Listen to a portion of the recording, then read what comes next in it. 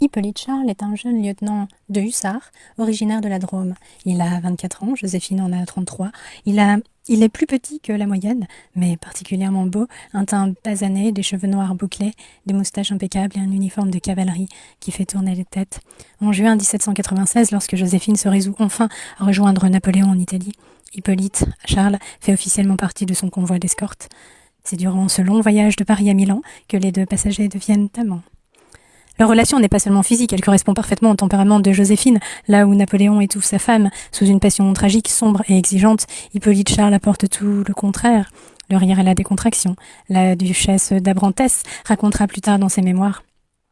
Ouvrez les guillemets, Charles ne s'exprimait qu'en calembour et faisait le polichinelle. Il était ce qu'on appelle un drôle de garçon. Il faisait rire, il était impossible de trouver un homme plus comique. Fermez les guillemets. Joséphine est charmée par cet esprit badin. Rapidement, leur complicité dépasse le cadre de la chambre à coucher.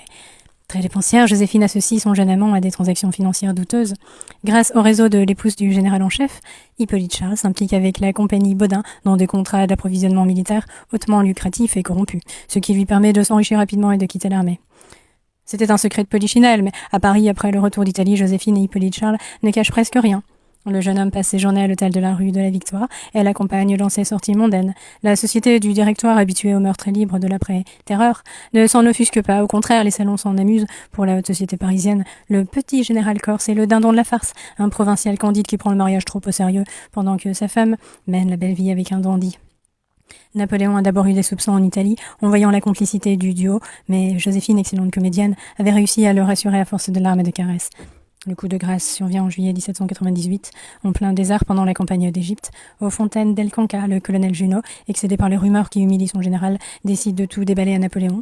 Il lui révèle l'omniprésence d'Hippolyte Charles à Paris et les malversations financières du couple. Le secrétaire de Napoléon, Bourrienne, assiste à la scène et raconte que le visage du général devint affreusement pâle.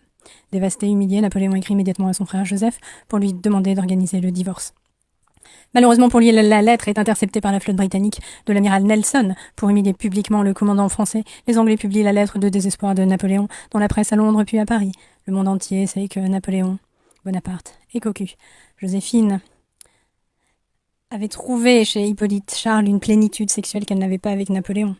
Elle était sensuelle, formée au code du libertinage du XVIIIe siècle, privilégiant les préliminaires, la lenteur et la complicité. Or, Napoléon abordait l'amour comme une charge de cavalerie. Ses rapports étaient extrêmement rapides, violents, brutaux et fréquents. Joséphine s'en plaignait parfois discrètement à ses amis, confiant que le rythme et l'impétuosité de son mari l'épuisaient sans la satisfaire. Hippolyte Charles, plus jeune, athlétique, habitué à séduire les femmes de la haute société, était un amant endurant et attentionné. Joséphine était physiquement et sentimentalement